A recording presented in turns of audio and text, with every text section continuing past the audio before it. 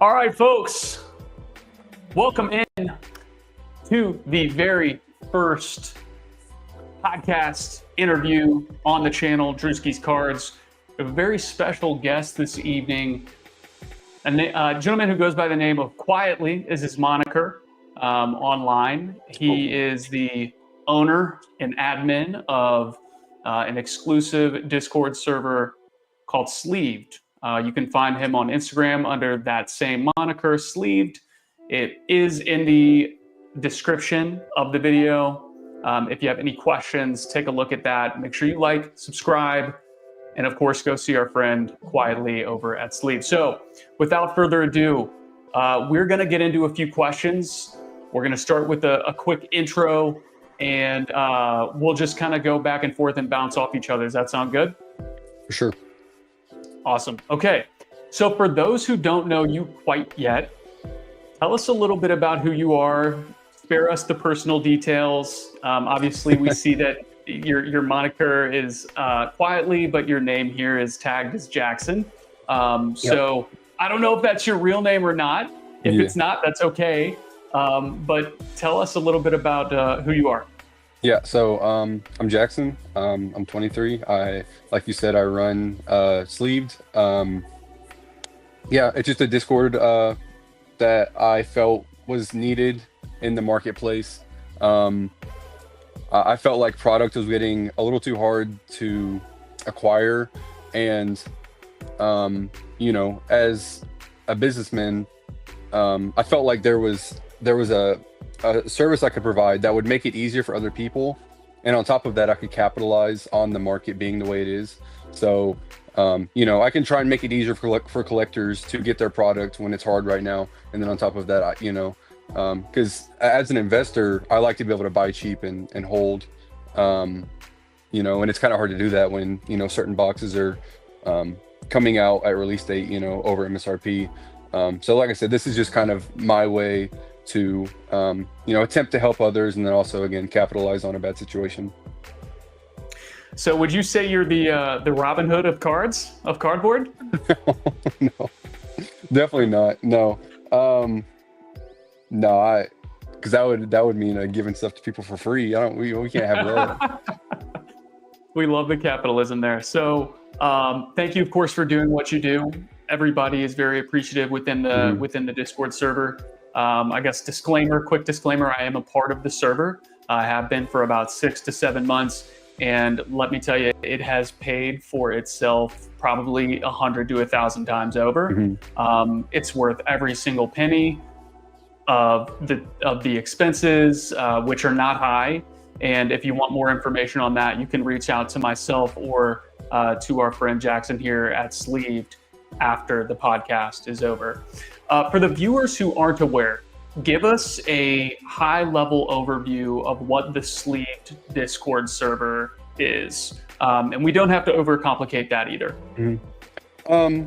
So I would say it's really just we let you know when and where to be to get cards.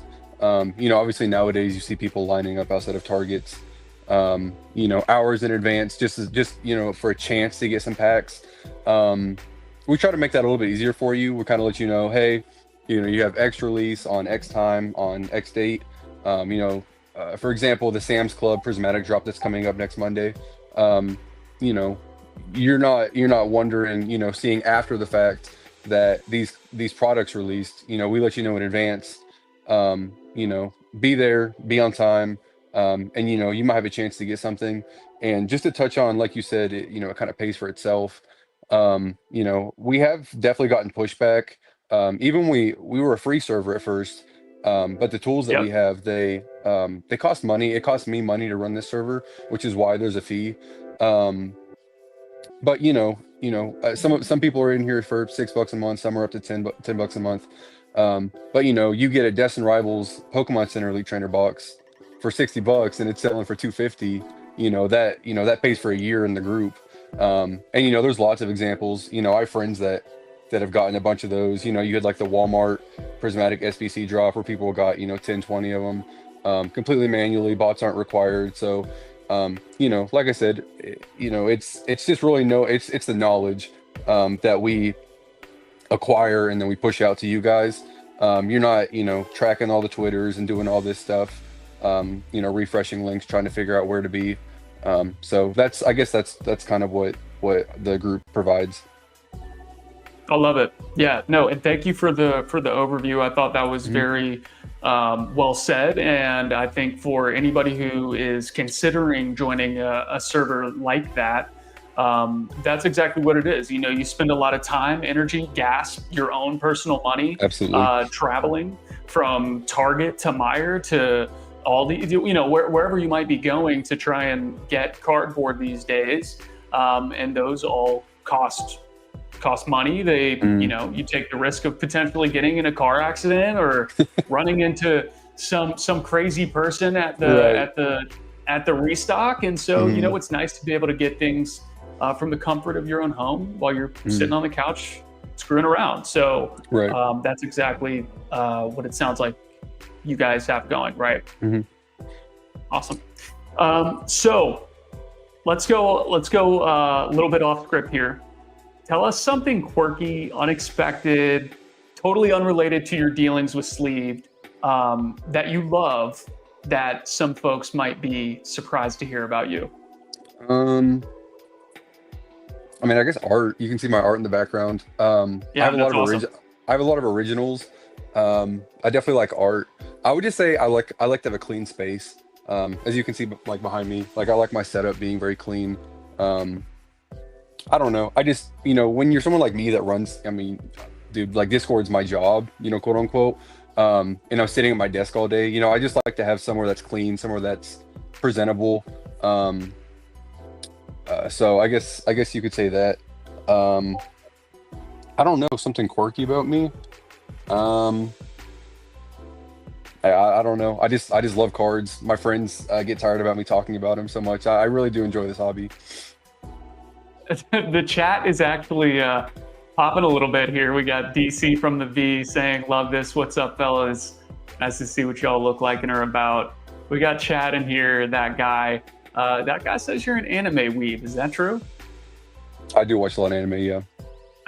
What's all right? Give me top 3 animes. Go. So my favorite of all time is Toradora. It's like a slice of life romance. After that, probably Attack on Titan. That was my first anime, and that one's just really hard to beat. After that one, I don't know. I like Berserk a lot. The anime is just kind of whatever, but the Berserk manga is great. So, okay, awesome. All right, how about a good book or podcast that you're into right now, if you're into those things? Book or podcast. Man, I used to listen to the Nostalgianomics Pokeplumber podcast a lot. I don't know if you knew that. Man, absolutely. Ever since they got the kind of whatever happens, I've kind of been searching for something new to listen to.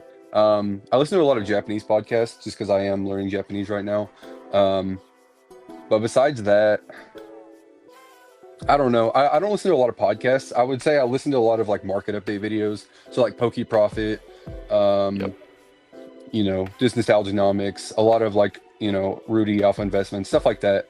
I like to hear about like the day-to-day stuff, just news that comes out and stuff like that. I'm totally on the same page with you on that. I would like to hear your thoughts on it. We'll get into it because the next thing that we're going to talk is a little bit more in depth of the market right now in a macro conversation. But I'm in agreement with you that I think most of the suggested on my YouTube page right now is going to be anything like you said, Alpha Investments, Poke-Any, Nostalgianomics, of course, Poke Profit, Anon TCG. Right. I think those are things that people like you and I, and probably a ton of people like us who I think we're maybe even the quiet majority at this point. And you tell me if I'm off base there.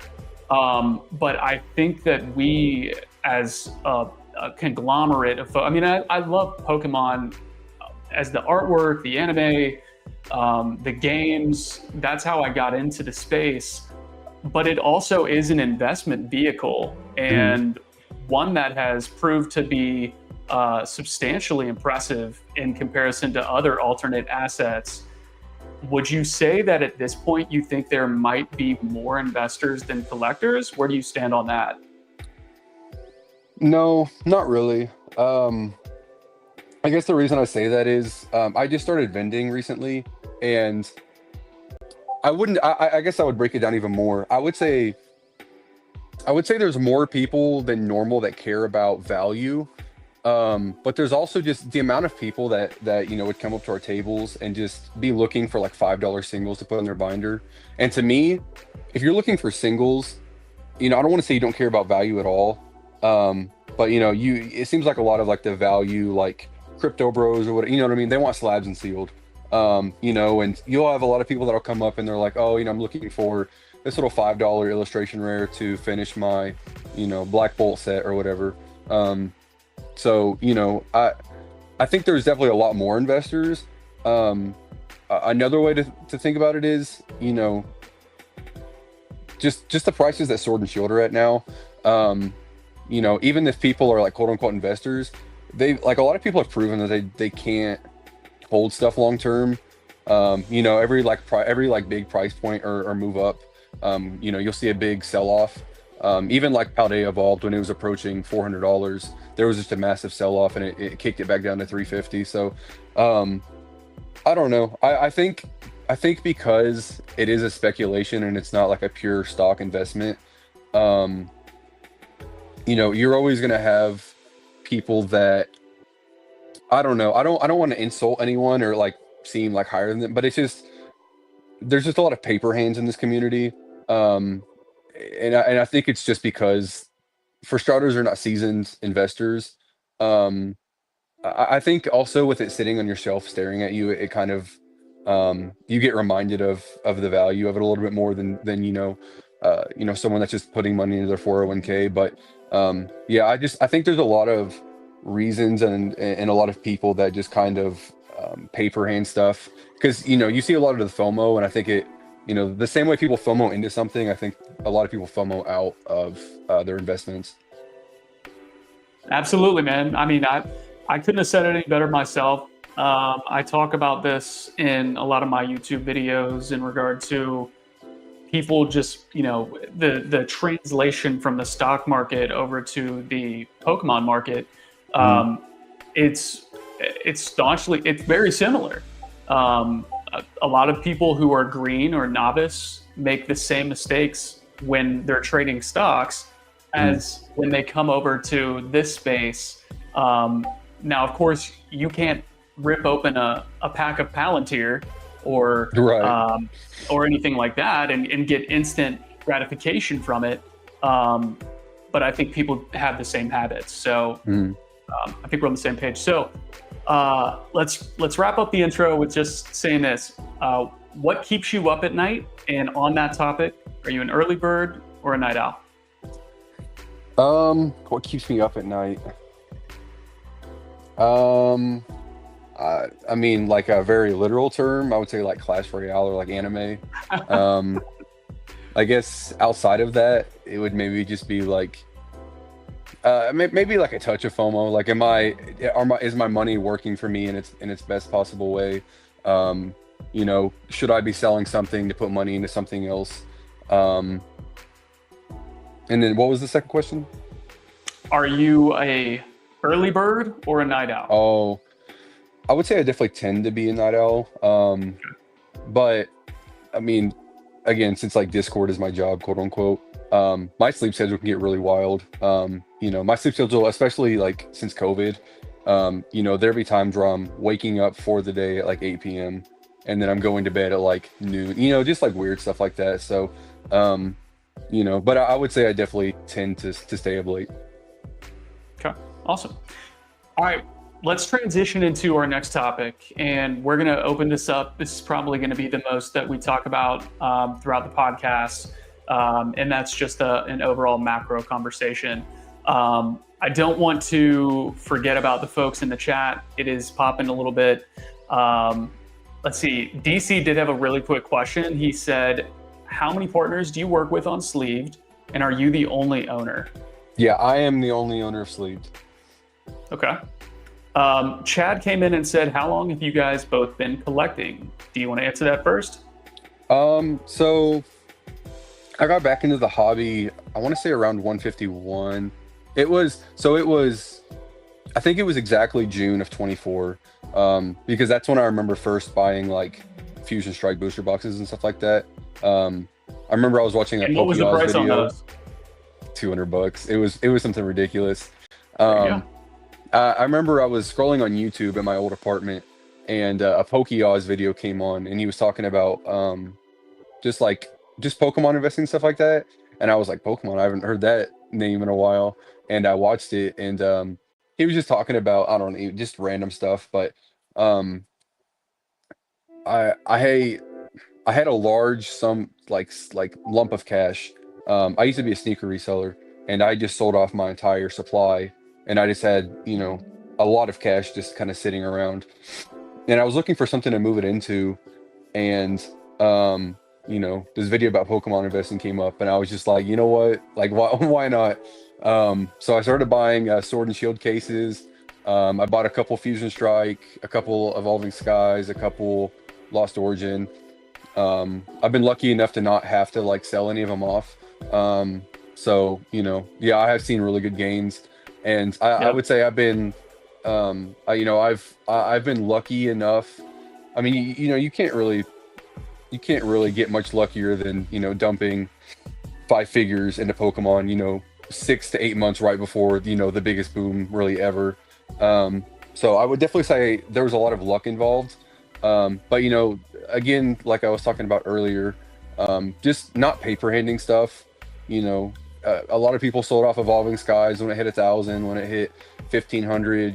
Now it's 25, and it'll probably be 3K by the end of the year. And just staying steady and just believing in the product. That's awesome, dude.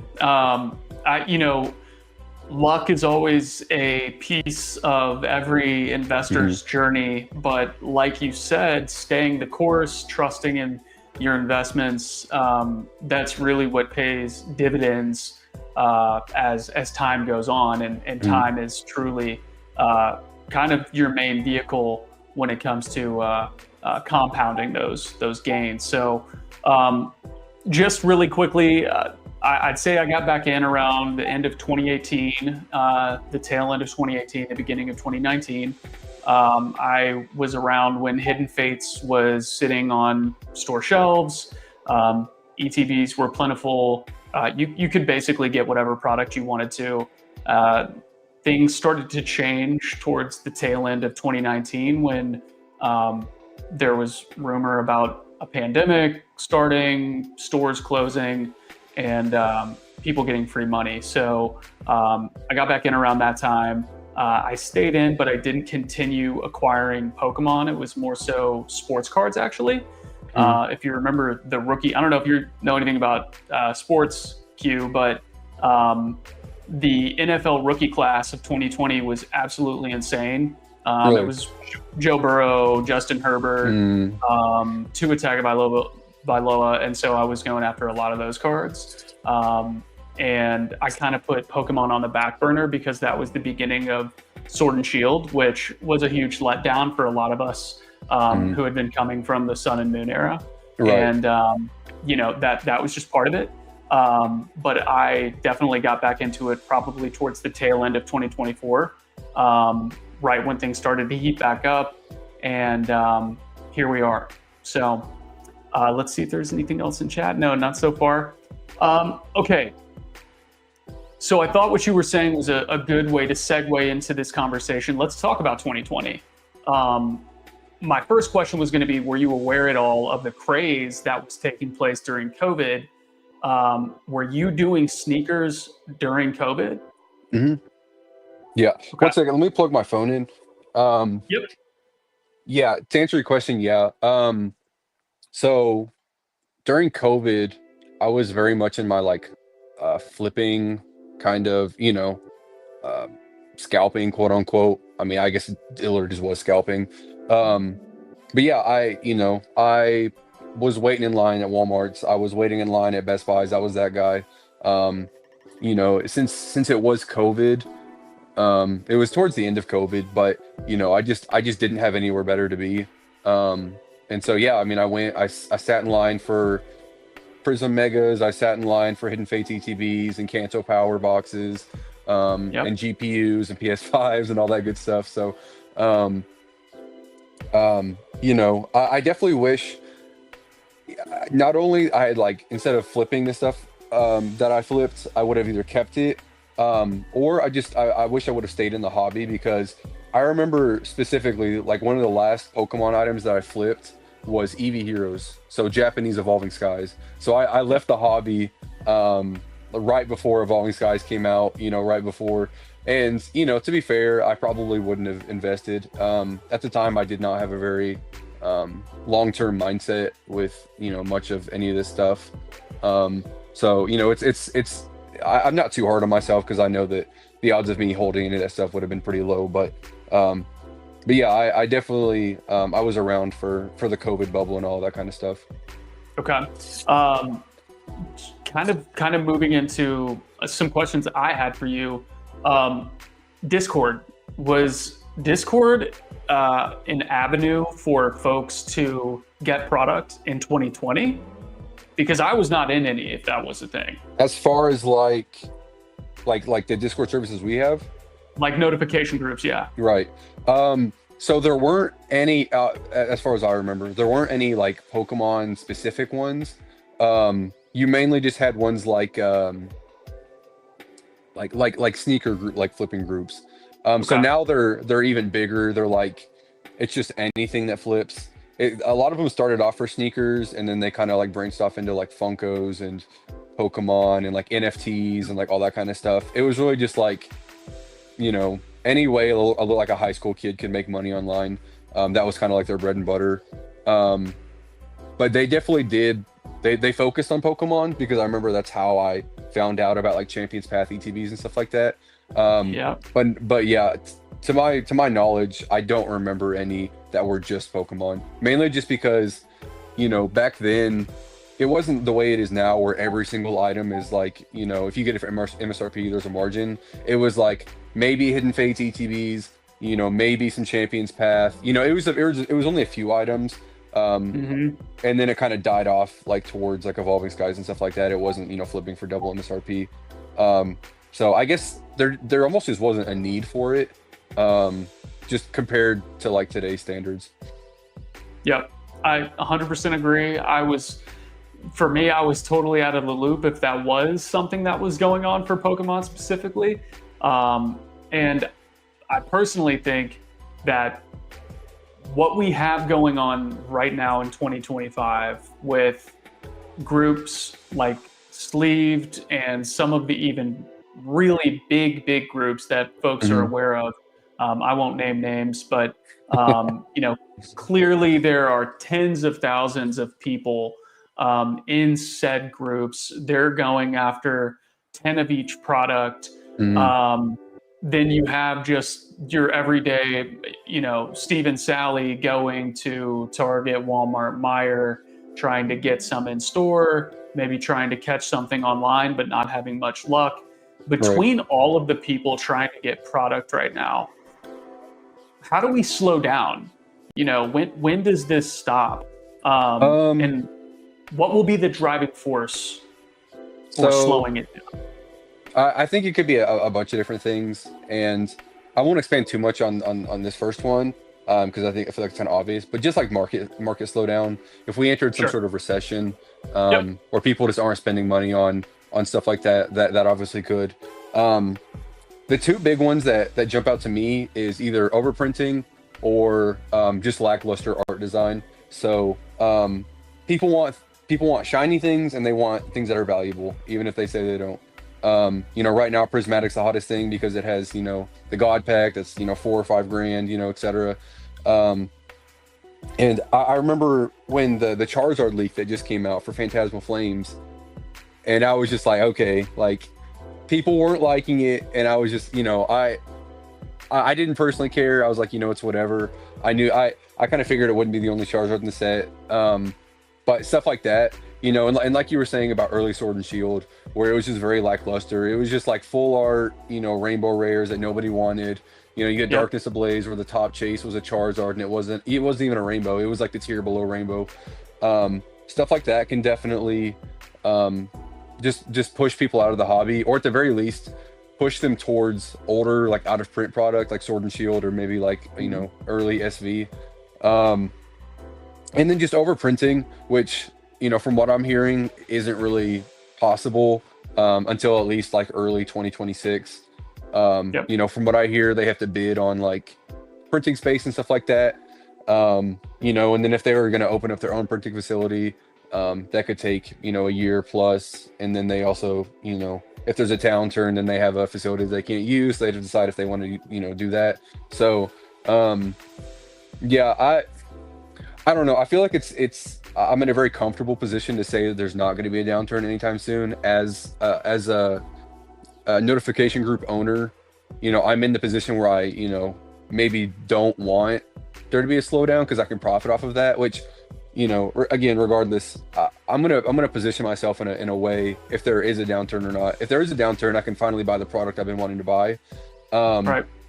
But in my opinion, I don't see, you know, I mean, we have Mega Evolution and then Phantasmal Flames, and then we have the Mega Rayquaza set, we have the Greninja set, we have 30th anniversary, we have printing. Their printing, you know, capacity is clearly not, you know, up to par. So yeah, I don't see an end in sight anytime soon. Now, with that being said, that there will be an end eventually. There will be a time where either the art falls off. Me personally, I think we won't see a fall off until Gen 10. That's usually just what happens. Usually the first couple of sets in each generation are like, you know, Paldea Evolved, where it's a bunch of illustration rares of the new Pokemon that nobody likes. Yeah. I could see that being when people are just like, all right, you know what, like, I don't want a full art of this new Pokemon that doesn't look very good, especially if it's like SV Pokemon, which in my opinion aren't very nice. If it's just a, you know, the first few sets are, you know, a weird art style that nobody really likes, and then their new Pokemon that nobody connects with or enjoys, I think that could be a very real time for the hobby to take a downturn. But until then, I just don't see anything. So you're saying go all in on Mega Evolutions and Phantasmal Flames. Yeah, refinance That's your right. house, do everything you got to do. Take a HELOC out, you know, sell off everything you possibly can, get double down on mortgage. I love that. So, question everybody in the investing space on YouTube is asking themselves right now, and I will pose it to you. Our good friend Michael over at PokeOz, I see him talk about this quite often. You have one product that you can pick from any era, and that's all you can own for the next 5 years into 2030. What are you picking and why? As far as like just investment wise? Investment wise. Man. It's a tough one. Yeah, it is tough. Because I mean, it's more or less in the time frame where, you know, anything we know about, even like Phantasmal Flames, which is like so far in the future, it's basically all going to be out of print. Yeah. I'll tell you what, I can't pick a single one. I'll give you like a top three. Okay. So first, I'm just gonna have to take Evolving Skies Booster Box. Okay. In my opinion, it's the best modern set. I think it's better than Team Up. If Team Up can hit 10K, Evolving Skies can hit 10K. So, you know, that's still a 4x of where it's at now. Next, it's such a long time frame. If it was like 1 year, I would easily take like 151 loose packs. I think those are so undervalued compared to like ETBs. Catch 'em all collectibles talked about that. Yeah, on his live. With it's hard because like ETBs, you know, they're like $300 now, and there's like what, like 9 or 10 packs, which is like what, like a $30 cost basis per pack, and then you get a loose pack for like $10 to $12. Like, it just doesn't make sense. Which, I mean, you know, my closet is quite literally full of loose 151 packs from like Blooming Waters I broke down. So I do truly believe in that product. After that, I don't know. Destined Rivals is really scaring me right now. I never thought Destined Rivals would make it this far. You know, between it being the newest set, you know, people thought it was going to be printed more. And then on top of that, people when all the art came out, it seemed like people just didn't really connect with the cards as much as maybe they hoped to, especially like the Mewtwo. But it's just proven that, you know, nobody cares. People just want what they want. So I believe in that. I also really believe in Fusion Strike. I've been defending Fusion Strike since I bought it. Everyone used to say Lost Origin was better. It's got a Gengar, Immune, and Espeon. The box is pink. Like, you know, there's really not much more you can ask for. So those are like a couple good ones. If I had to pick, I'd probably just go with Evolving Skies. It's such like a blue chip stock that, you know, like it's hard to put anything over that. I love it. No, I mean, I think those were three amazing choices right now. I feel validated that I picked up a Fusion Strike booster box at the show this weekend for 75%. Thank you for nice. I think it was Matthew brought that up to the table. Thank you, bro. So yeah, I mean, I think those were all great choices. And, you know, if people are going to have a hard time getting actual 151 to open because the ETBs they're either stockpiled or they got ripped already because they didn't get reprinted. Nobody's probably even opening the PC ETBs. If they have any more, they're not getting touched. If they're in a case, they're stashed. And so for the price point, for the common man, I think the 151 loose packs is probably where, you know, if somebody came up at some Joe Schmo off the street and said, hey, I've got $1,000, what should I go buy? Probably 151 loose packs if you can. So awesome. Let's see what's next. I did want to know, and I don't know if you have a strong opinion on this. Obviously, those were your top three. What are you absolutely not touching with a 10-foot pole? Man. And it can't be like an ancillary product. It has to be a set, TVs or booster boxes. I got what you. Are you not touching? I want to say Destin Rivals right now, just because, again, it's like, I mean, it's by the end of the month, it could be $350, which like really scares me. I don't want another like, you know, Roaring Skies, you know, $350 to $70 situation. What am I not touching? I don't know, because even like bad products, I feel like you can make a case for, you know, something like Vivid Voltage or Battle Styles. You know, I mean, they're like 4 or 5 years old and they're like $200 more or less. Slabs, super expensive slabs, I would not touch. I was vending recently and someone brought up a sequential set of Mario Pikachus. And he was looking at my case, you know, and he was like, look, like, based on what you have in your case, like, we could work something out. And I was just like, dude, I would love to have these cards. Like, I have the painting up there. I'm not buying these cards at all-time highs. Like, they're multiple. And you know, the pop is, you know, I don't even know what the pop is on those cards, but I know that it goes up and Evolving Skies booster boxes go down. So, as far as, like, population. So, yeah, super expensive slabs scare me. And then I guess maybe like older booster boxes. I think buying some of these like XY, you know, buying Team Up at 10K, buying, you know, Phantom Forces at 15K. You know, some of those. I don't want to say they could crash or they will crash, but I don't know. I just feel so much safer buying like Silver Tempest at $400 versus, you know, Cosmic Eclipse at $4,000. You know what I mean? So. Yeah. I love it. Okay. So we talked a little one-off about the position that you have built around Pokemon Sealed and singles. I got a sneak peek at your collector app there for a short period of time.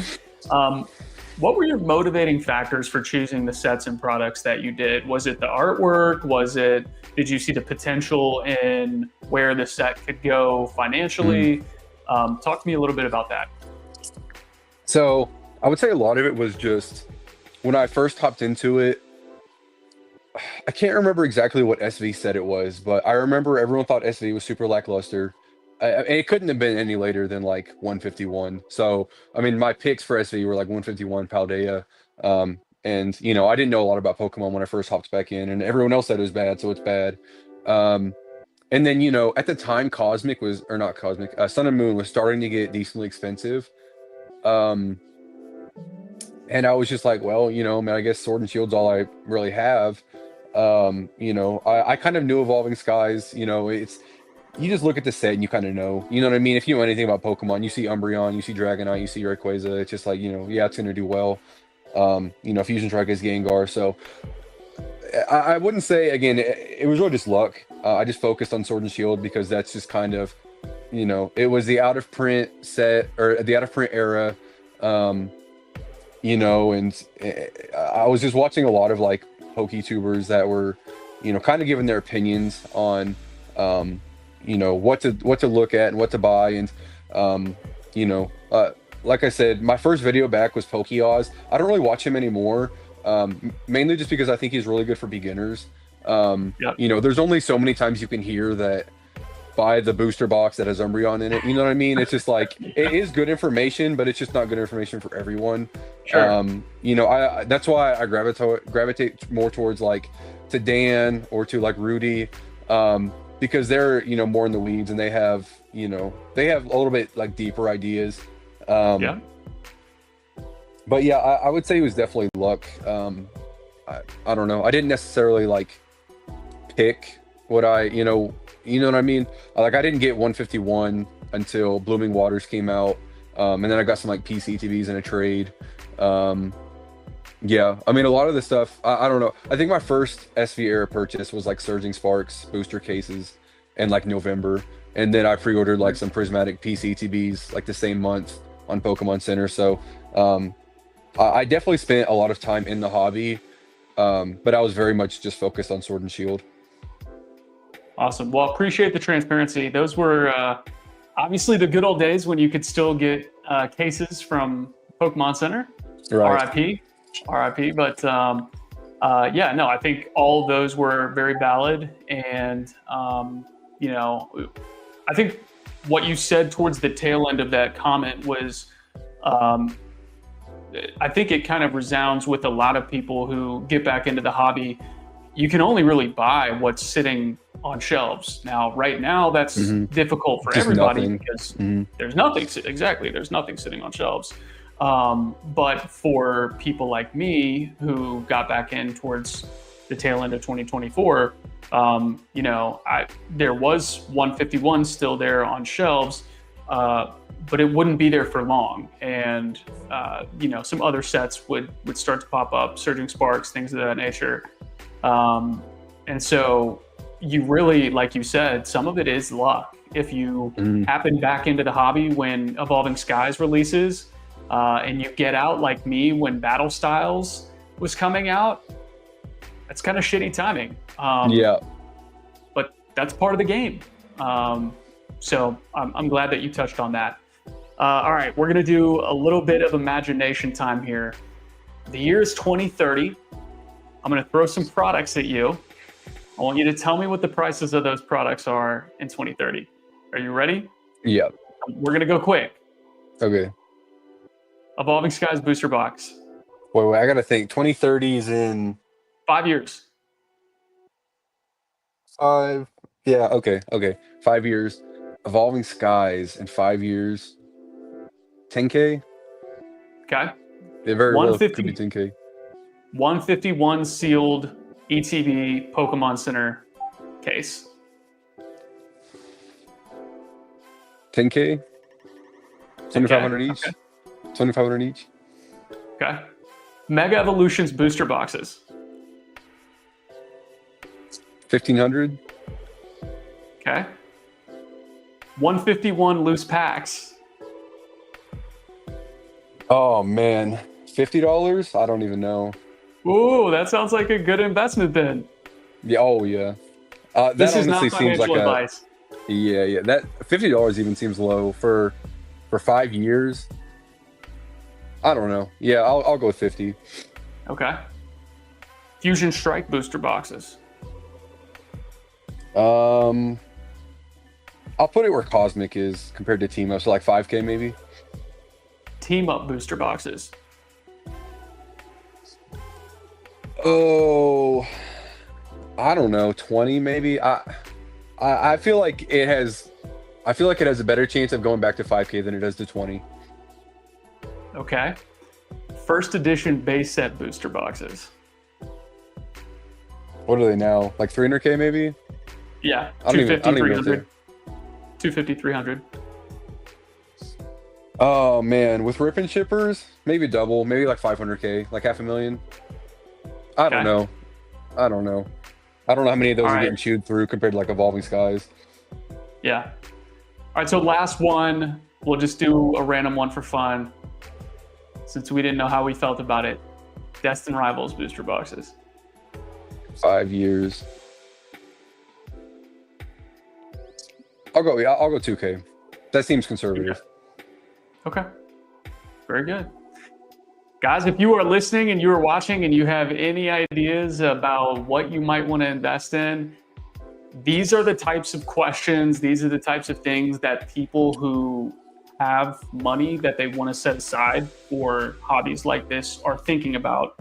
And if you aren't thinking this way, try to start aligning your thinking with that, if that is your end goal, other than just collecting to see the cards, play the game, and fill out a binder. Because as an investor in anything, whether it's crypto, cardboard, stocks, these are the types of questions that you need to ask yourself. Where could this be in 3 years, 5 years, 10 years?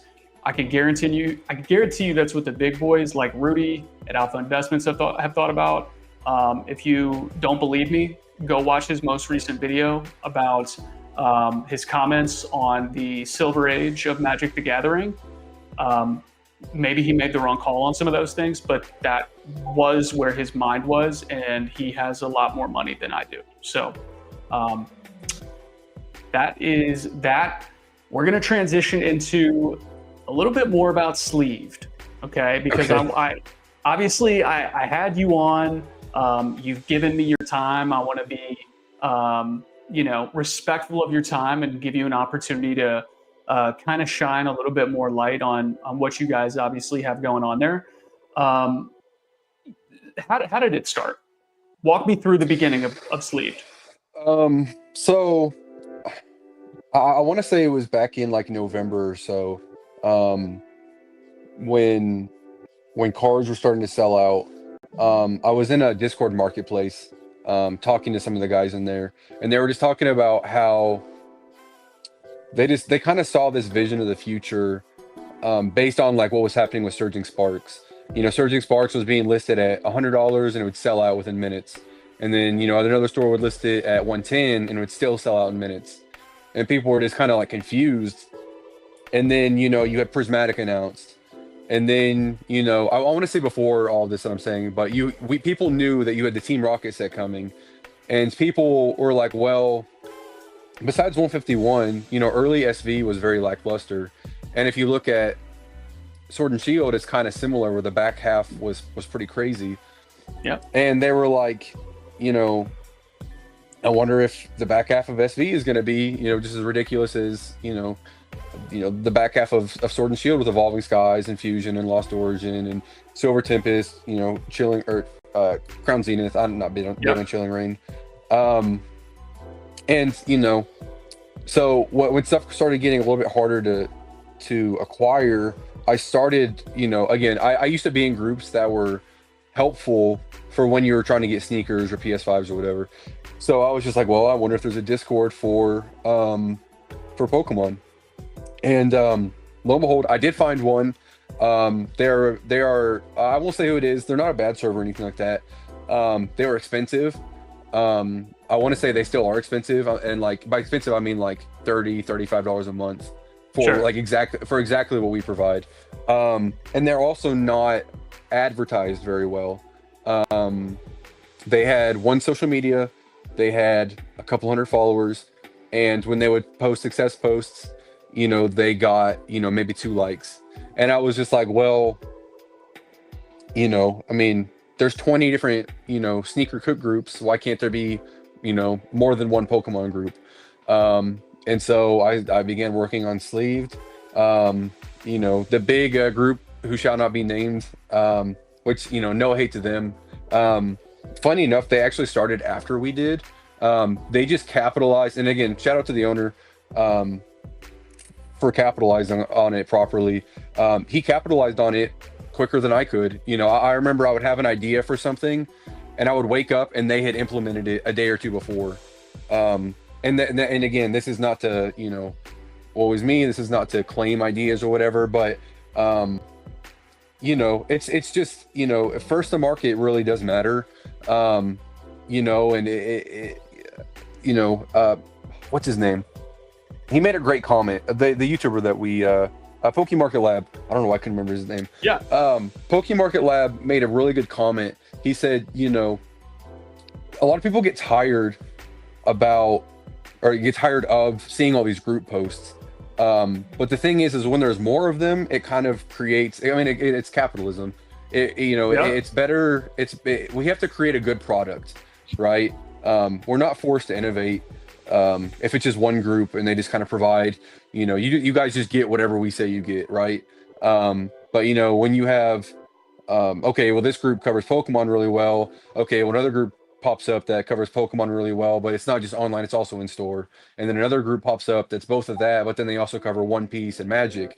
You know what I mean? So, I get that it can be, tiresome to pay for a group and have to pay for a group, and it's all this, extra stuff just to enjoy, what you want to be your hobby. But we do try our best to provide a good product for people and not keep the price so high that it's unreasonable. Because some of the groups that I were in for like sneaker flipping and stuff like that would get up to like $150 a month.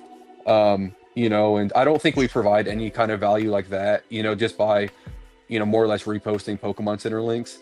But we do our best to create this rough time in the market, to make it a little bit easier for collectors and, for investors and stuff like that. So we certainly appreciate you for that. I can tell you that personally.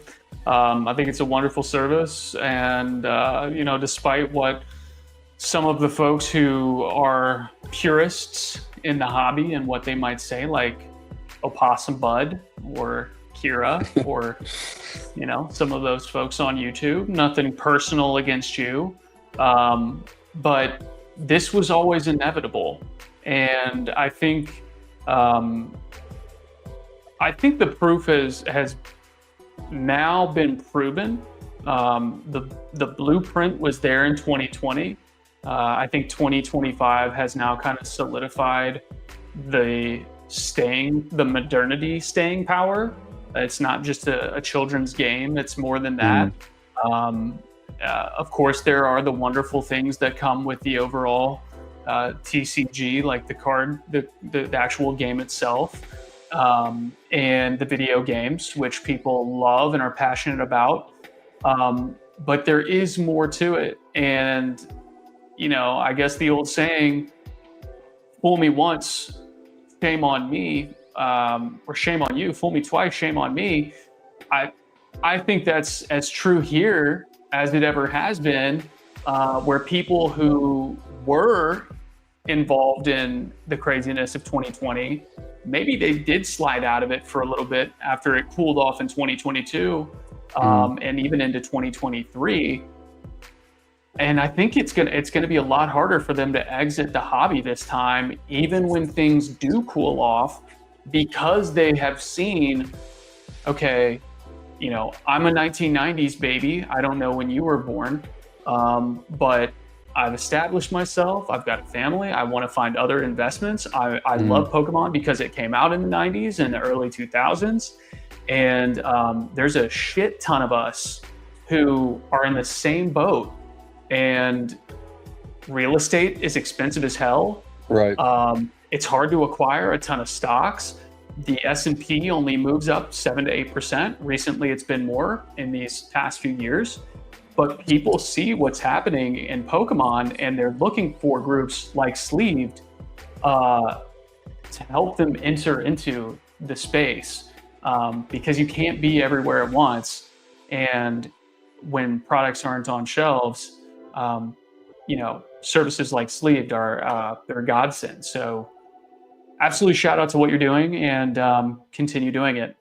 Where do you see Sleeve going if and when Pokemon finally cools off? What do you think that would look like for you? I guess it depends on how much we lean into other card games. Again, if there is still value that my brother's laughing. If there's still a value that we provide, you know, I wouldn't even say value. I would literally say if it still costs us to run the server, we will probably still have a membership fee. Outside of that, if it gets like the 2022 crash, I'll just keep it open for free. I'll remove the monitors because they obviously won't be needed. Restocks will just sit on websites. Sure. And yeah, I mean, people will just enjoy the server the way they are now. I'm young. I don't intend for this to retire me. I don't intend to do this for the next, 50 years. It was just a fun thing that, again, I saw a need in the market. I tried to fill that need as best as possible. And yeah, people, they can enjoy it. If it's not for them, it's not for them.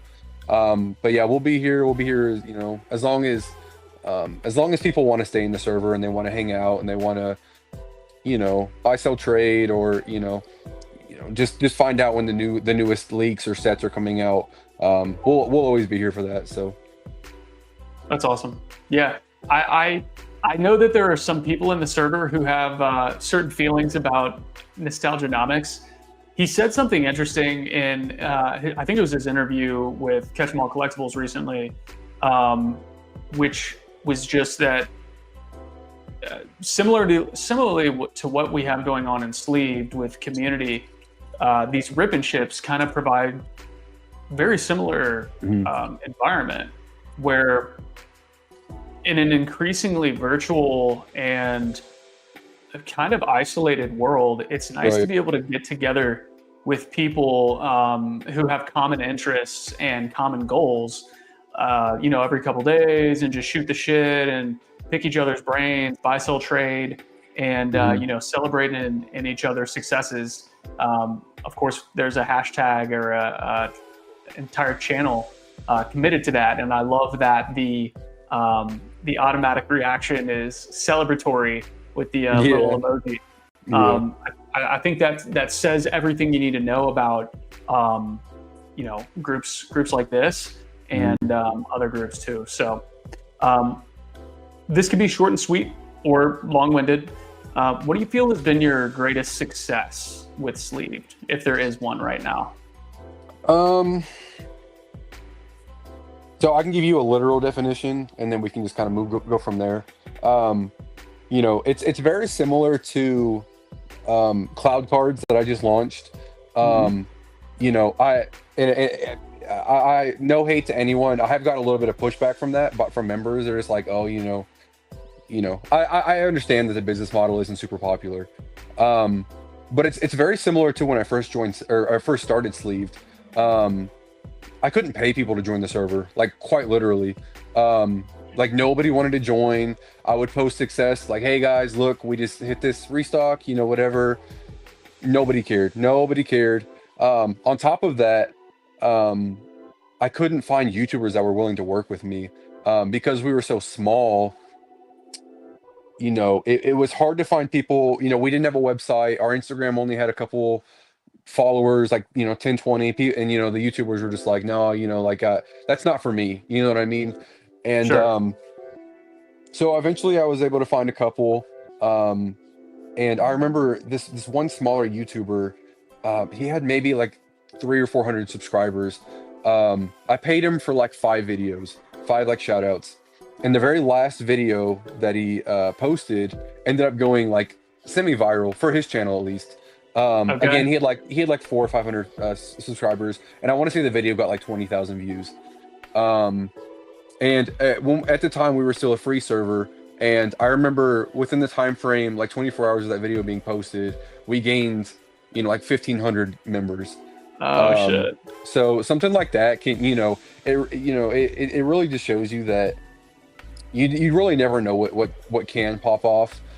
Even just like, again, like I said, I run everything. So I run our Instagram, and just some of the Instagram posts that I'll post that will do really well is just like the stupidest stuff. It'll just be like, I'll post like, look at a new card leak, or look at, this set is releasing this day, and it doesn't, it does fine. But then I'll post something else where it's like, which card do you prefer, this one or this one? Or, and it's just like, it just takes off. So you just have, it's really just staying consistent. Yeah. You really have no idea, what, what can do well. And it's like when people compare like posting on the internet to like, each post is a lottery ticket. You just never know. You never know, when a specific post could pop off. So you just have to keep plugging away. You have to keep posting. You have to just keep trying. And to bring it full circle, like with cloud cards, I'll treat it the same way I treat a sleeved. I'll get pushed back until I won't. You know what I mean? I'll just keep trying, and I'll keep hammering away. And I'm sure you'll apply that same rule to your YouTube channel. And that's really all it is. Yeah. No, I mean, I think it's like, it's cliche, but it's whenever the algorithm finds you, right? Right.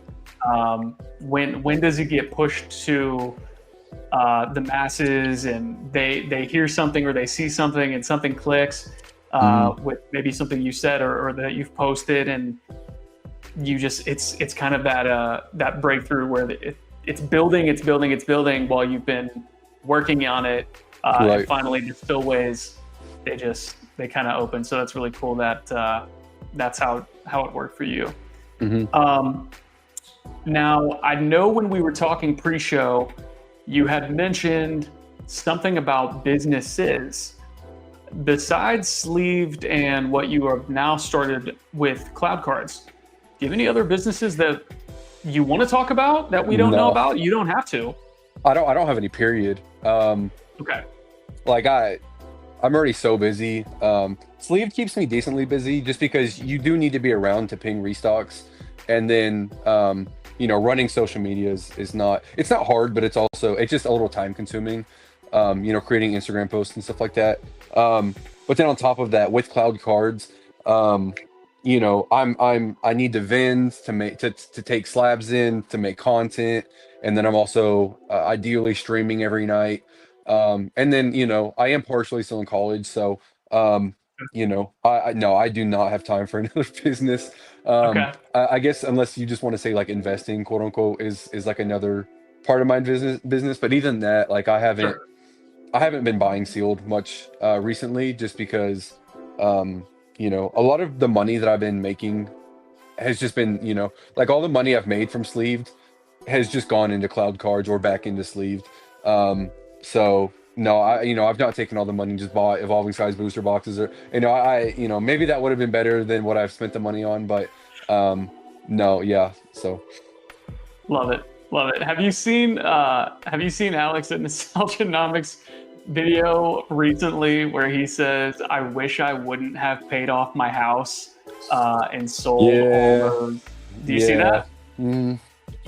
It's so funny that he made that video, because like a month or so before that, Brian at Pokey posted a few days after he made the announcement that he paid off his house and said, "Dude, you shouldn't have paid off your house. You should have taken another HELOC on your house and bought more fucking product." So, hindsight's 2020, but yeah, I love that. I don't know. I think Alex is doing okay. I think he's doing great. It's funny because in the past he was, you can kind of tell that he was like using Rudy's like background pictures. You know what I mean? He doesn't have to anymore.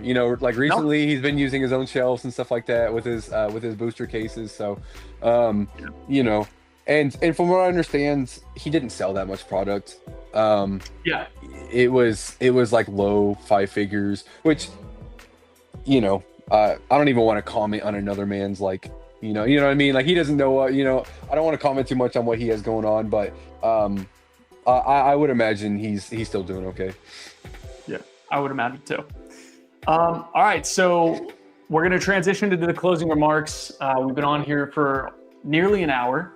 We still have 9 viewers, so that was nice to see that we had some folks stick around for this whole time. Thank you all so much for sticking it out with us and listen to us jabber on. I thought somebody left me a comment. I think DC left a comment and it was deleted. I actually liked what he had said, and it was about doing occasional drops, quote unquote, for Sleeved, where maybe you open up 10 free memberships so that people can see what it's like, and then maybe they share it with their friends. I don't know what your thoughts are on that. So we've definitely tried stuff like that. I would say the easiest thing to do that we used to do was just free trials. Sure. I don't know. It kind of became a hassle to deal with because you would have people leave. I mean, you would have people join and then like instantly leave within like 45 minutes. I don't know. I just kind of moved away from it. We also had the free server for a while. And again, I want to really focus on the people that, I feel like we're putting in the effort on our end. I really want to focus on the people that are paying to be in here. And I don't want to make it sound too, money hungry or whatever, to make it sound like we're gatekeeping information, which I know it can seem like we are, but, some of these guys have been in the Discord for a long time. They give back, maybe during a drop, they help share links or share information. And I really want to prioritize people like that, not people that are just, okay, this drop is scheduled for Monday. Let me use the free trial on Monday and then leave instantly. You know what I mean? Sure. So I don't know. I want to focus and help people that want to be in the group and want to, to build the community up. And then again, with the free server, it was just really, it was really inactive. Maybe I didn't give it long enough time because I want to say I deleted it after maybe a month. But sometimes you just have to make business decisions and just hope that they work out, and hope that they do well. So yeah, no, I mean, I hear what you're saying. I think the biggest name in the space, Rudy over at Alpha Investments, with his permanent lifetime ban for his Patreon if you leave. Right. It kind of speaks to exactly what you were saying. So we covered a lot today, man. I really liked your takes on a lot of the things that we talked about. I think you and I align with a lot of our thinking when it comes to investing and product and, what people like. And I appreciated you being able to come on and share your thoughts. And hopefully folks who follow me and now hopefully will come and follow you can see that, a lot of us see things similarly. It's really not an exclusive thing to be using this as a financial vehicle, and you don't need to feel bad about it whatsoever. And even if you didn't, now hopefully you feel even more confident about that. Was there anything that you felt we should have covered that maybe we missed? Not that I can think of. Just I'm excited for the, like I said, the hobby really excites me. I'm excited for the future of the hobby. I'm not thinking so far in advance to like Gen 10, but just SV has really lived up to, I feel like, Sword and Shield expectations. And then, the new Mega era coming back, I think Megas are some of the coolest gimmicks that they've kind of come out with. So I'm very excited for the future of the hobby. I'm all in. I'm right there with you. As we come to a close of the interview, just want to ask, what's next for Quietly? I just working hard. That's all it really is. Yeah. I guess what keeps me going is just I keep seeing cool stuff, and to afford cool stuff, you got to work hard. I think I shared it in Sleeves the other day, but I was vending at a show last weekend, and my Grail card just walked up to me, and it was just super crazy to see because it's Pop 19 in a 10, so it's just like, there's just not many of them out there. It's not like I was at a Collecticon walking around and I kind of spotted it. The fact that, it was just a normal dude, he had it in his backpack and he walked up and he said, "Hey, I have something, you want to check it out?" And he pulled it out of my bag, and it's cool stuff like that that kind of keeps me going. And I would say one of the reasons I've kind of gotten tired of sneakers is there's just, I don't know how much you know about sneakers, but there's just only so many like different like ones, there's only so many different Jordans and stuff like that. Versus in this hobby, it just seems like there's just unlimited cool stuff. You have sealed products, you have promo cards, you have, exclusives and different arts, and, now you have Chinese popping up with the exclusive cards. And I feel like this hobby and just collectibles in general are really exploding in a way that, I think it was Gary Vee that said that he could see it becoming like, I can't remember what he compared it to, but like almost just like a pastime. He could see it being like just becoming like a really big sector. And maybe that's propped up on American consumerism with Labubus and all that kind of crap, and you can kind of push back and say maybe it's not a good thing. But like you were getting at earlier, I think specifically for investors in kids my age, it is hard to to invest in real estate, and in a world where people are looking at NFTs and crypto and stuff like that. People really do like having physical assets, something that they can tangibly hold and say, okay, this box right here is worth, X amount of money. And, I've seen the growth, I bought it for X amount, and there are people that are out there willing to pay higher than that amount today. So yeah, I don't know. Everything that I'm seeing just makes sense. The hobby really makes sense to me right now. So. I love it, man. No, I mean, I could go on for 20 minutes on my thoughts on everything you said, but I think it was summed up extremely, extremely well. And I think that we're going to see some serious staying power for the foreseeable future. With that being said, tell the people where they can find you and Sleeved on social media. So our Instagram is Join Sleeved, our website is joinsleeved.com, and then our TikTok is also Join Sleeved. So Join Sleeved everywhere. Yeah, Join Sleeved. Okay, very simple. I'll make sure that it's in the description. I will probably do a follow-up video in the coming days, and I will make sure that there are the proper tags and links. And if you have questions, if you want to join, if you're interested in learning more, please feel free to reach out to our friend quietly over here or myself. I want to thank you for coming onto the channel. For sure. Very first interview, and having this discussion with me today. I thought it was awesome. Hope you folks at home have learned a little bit something more today, and feel free to leave us a comment or any questions in the section below, and we will get those answered for you guys. Thank you all so much again for joining. Be good to one another. Peace. See you guys.